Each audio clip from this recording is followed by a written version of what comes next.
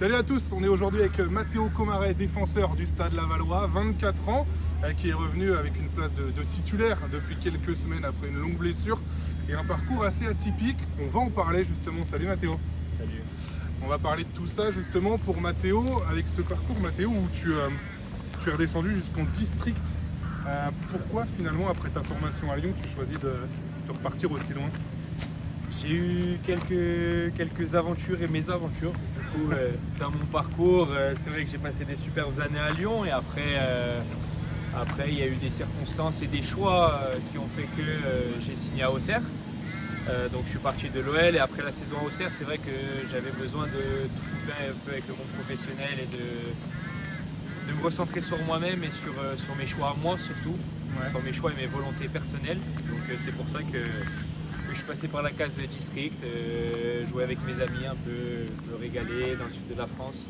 Draguignan, c'est ça? C'est ça, exactement. Et du coup, ce choix de Draguignan, c'est vraiment pour te ressourcer, jouer avec tes potes Ça, et surtout pour avoir mon destin entre les mains, plus que je ne l'avais par le passé. Et au final, c'est un choix qui a été payant et c'est, je pense, une des mes meilleures expériences dans le football. Ensuite, tu franchis les échelons, tu pars au Gazélec, C'est ça, Ajaccio, ouais. N3, N2 N3 à l'époque, le club ferme au bout de 6 mois, fermé et rétrogradé pour des raisons judiciaires et administratives. Donc c'est à ce moment-là que je signe à Nice. Et pour Nice, la réserve. Du coup pour la réserve, où je m'entraînais avec les pros mais je joue le week-end en réserve, ce qui m'intéressait pas trop sur le long terme. Voilà, j'avais une volonté vraiment de peut-être retrouver le niveau auquel j'étais prédestiné, ou en tout cas celui que je voulais. Et c'est pour ça que après j'ai fait le choix de revenir un peu vers ma région natale et de signer à Bourg-en-Bresse.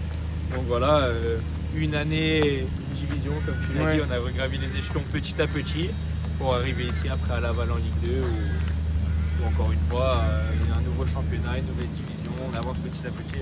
Est-ce que tu penses que sans être redescendu très bas en district, on ne peut pas faire plus bas, tu serais professionnel? Ce qu'on rappelle, c'est ton premier contrat pro ici à Laval. Est-ce que sans descendre aussi bas, tu serais devenu ce que tu es aujourd'hui? Je pense pas, sincèrement, je pense que ça m'a beaucoup servi.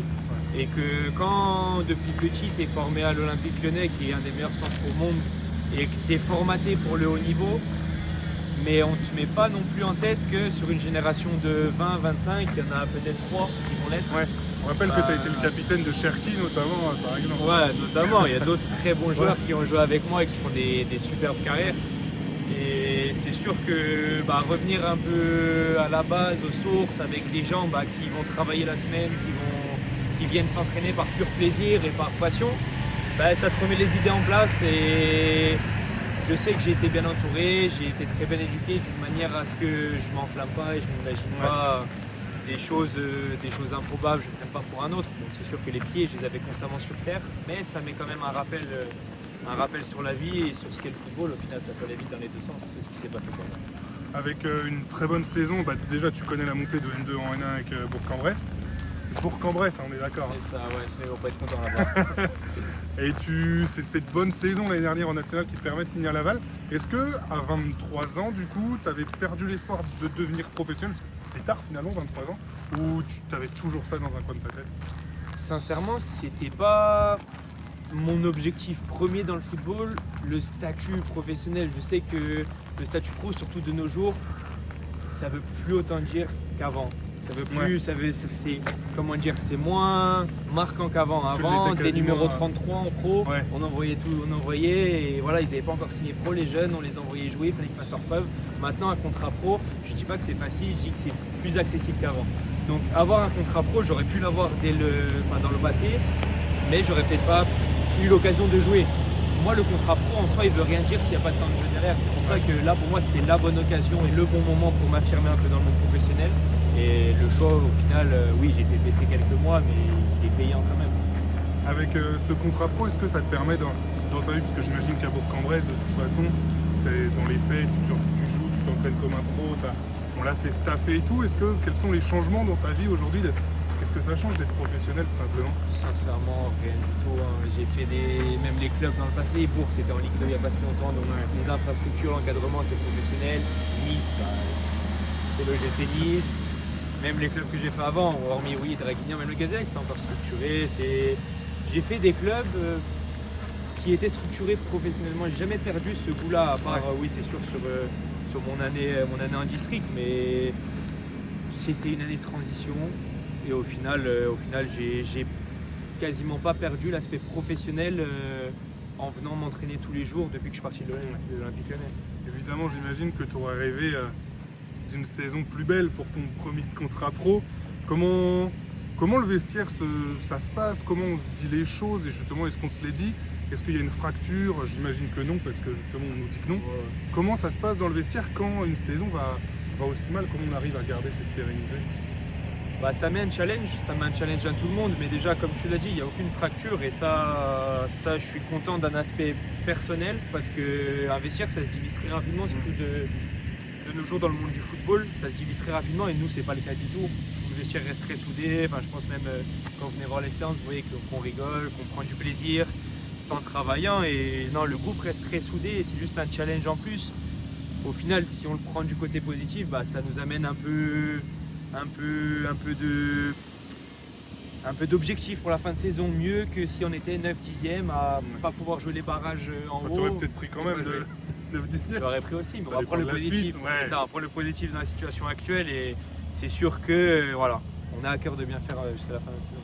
Comment vous voyez les choses, vous, avec encore des points distribués, mine de rien, mais vous ne gagnez pas à domicile? Est-ce que, avec ce match qui arrive face à Guingamp, tu sens à domicile une forme d'appréhension, ce truc, ouais, on a marqué le premier but, mais ça se trouve, on va se faire égaliser, enfin, tu vois, un peu la trouille et tout. Est-ce que toi, tu le sens ou pas vraiment? Pas forcément.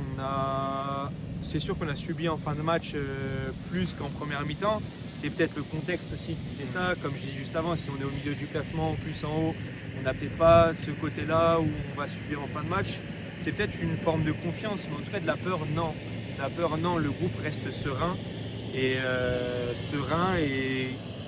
Guingamp, c'est un nouveau match. Vraiment, là, on arrive à passer à autre chose. C'est vraiment d'une semaine à l'autre, c'est un nouveau match, un nouveau défi. Et si on marque contre Guingamp en premier, comme on l'a fait sur les derniers matchs, on va pas se dire tout de suite ruminer, se dire ah non, Ouais, on va peut-être en prendre un derrière. Voilà.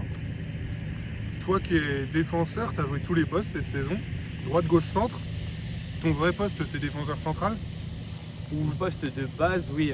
Quand je suis formé à Lyon, oui, c'est défenseur central.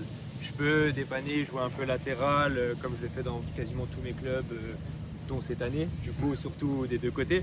Là, à gauche, d'ailleurs, c'est la première fois que je joue latéral gauche. Mais c'était la première fois de ta carrière la semaine dernière contre Nancy, c'était la première fois de ma petite carrière encore que je joue latéral gauche. Mais bon, si ça aide le groupe et ça permet à l'équipe de performer, moi ça me va aussi. Qu'est-ce que ça change pour toi de jouer à gauche justement? J'imagine qu'évidemment tu vas me dire au niveau des pieds, mais est-ce que ça a des inconvénients, mais aussi, est-ce que aussi tu en tires des avantages de cette situation?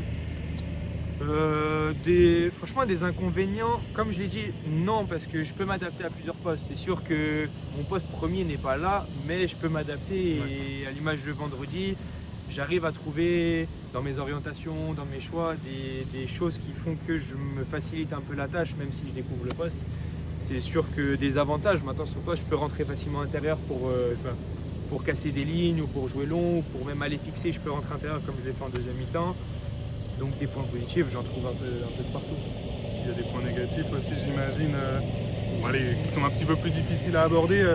Les conduites où tu es toujours déberdé un petit peu du pied gauche, toi ou... Ça va, on m'a toujours appris, ça vient peut-être avec la formation à Lyon, mais toujours se servir des deux pieds. Okay. J'ai pas les deux pieds de Dembélé, comme tu as dit, ou Ryan, Cherki, mais ça va. On m'a toujours appris à se contrôler, mauvais pied, faire des passes mauvais pied, à toujours savoir se débrouiller dans n'importe quelle situation. Ok, donc ça t'apporte aussi ce côté justement gauche là où est-ce que du coup vu que tu es dans un système à 4 défenseurs on te demande moins de monter ou tu t'empêches pas quand même d'y aller même dans une défense à 4?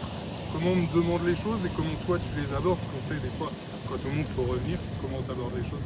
C'est juste de la gestion et de la connexion surtout entre les défenseurs, parce que du coup si moi je vais de l'avant, l'image du match dernier, du coup Owen, voici à droite, lui va rester dans la défense avec Vianda et Ouanet pour garder une base à 3. C'est juste la connexion entre nous, voilà, une défense à 4, les deux latéraux, dans notre système à nous, en tout cas de la manière dont on joue, ne peuvent pas les deux se projeter et laisser nos centraux 1 contre 1. Maintenant, c'est juste des réglages à avoir et je trouve qu'on l'a plutôt bien fait la semaine dernière, malgré que ça soit une découverte pour la plupart des joueurs à ce poste-là.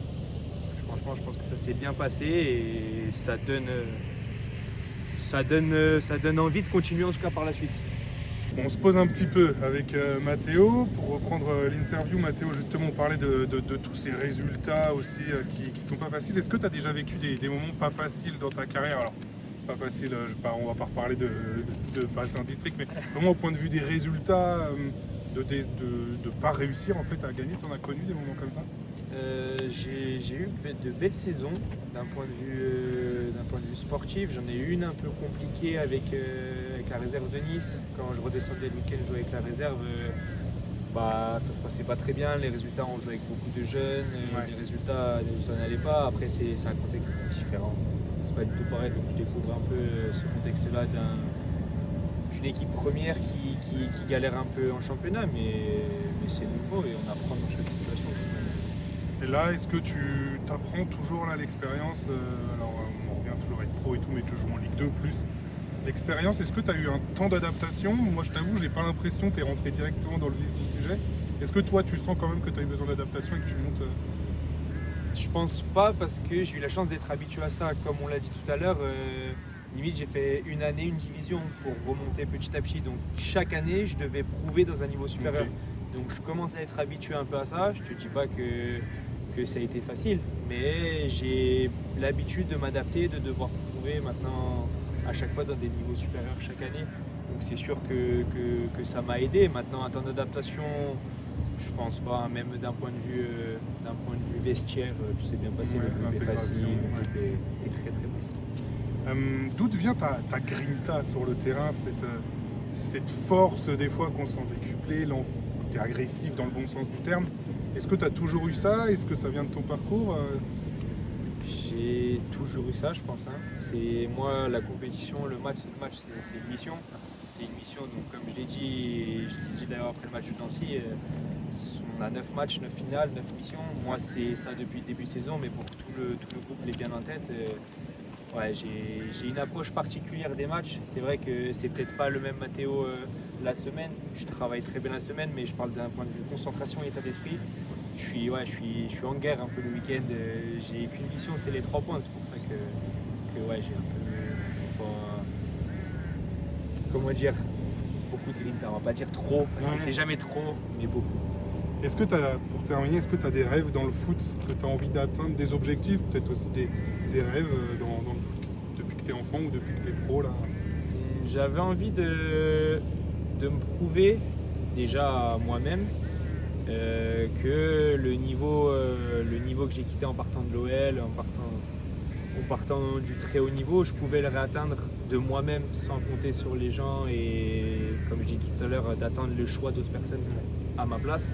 Je l'ai fait, même si on n'est pas en Ligue 1, mais j'ai retrouvé le niveau professionnel tout seul. Et ça, déjà, j'en suis fier. Maintenant, ma plus grande fierté, et ça, je le dis beaucoup parce que c'est sincère, c'est juste de voir mes proches heureux, de les voir fiers dans leur regard. Moi, c'est ça. Tout ce qui m'importe dans le monde du foot, c'est ça. Demain, que je joue en Ligue des Champions ou en district, tant que mes proches, ma famille, mes amis les plus proches sont heureux, je vois leur fierté dans leurs yeux. L'épanouissement pour Exactement. toi. Exactement. On finit sur un petit jeu. J'ai pris, c'est le jeu du tu préfères. Je te donne 2 joueurs et puis on garde celui que tu préfères. J'ai pris que des joueurs de la génération 2002, comme Ok. toi. Puis on verra celui que tu Ah gardes ouais, mais si tu mets pour la fin. des 2 minutes qui sont formés avec moi, il va y avoir des guerres. Après, Ah, il y en a. Ça sera à Vas-y, toi c'est de faire l'arbitrage. Allez, on commence facilement, non, entre Ryan Gravenberch ou Pedri. Tu commences fort, mais on va dire Pedri. J'ai pris que les meilleurs, allez. Pedri ou Bradley Barcola? Ouais, c'est pas le même poste, c'est pas. Pedri, hein. Allez, Pedri ou Camavinga? Là, c'est le même poste. Là, on parle football. Toujours Pedri. Camavinga ou Piero Hincapié d'Arsenal? Très bon défenseur. Ouais, quelle est similitude avec toi pour le coup? Toujours Pedri. Hein. Pedri ou Nuno Mendes? Je vais te dire pourquoi, mais Nuno Mendes, sûr. Nuno Mendes. Un Nuno Mendes ou Ansu Fati? Je reste sur Nuno Mendes. Un Nuno Mendes ou Josko Gvardiol? Aussi, c'est les mêmes postes. Ouais. Pas trop. Non, mais Guardiola est un que peu toi. comme moi de Voilà, base. c'est Ouais. ça. Ah, Guardiola, j'aime beaucoup. Nuno Mendes, c'est le PSG. Et c'est. Regardez Nuno Mendes. Allez, pour finir, Nuno Mendes ou Hugo Ekitike? Nuno Mendes. Il ferait pas de mal là, un petit peu sur le côté. Là. Je ferais du bien. Il ferait du un peu concurrence.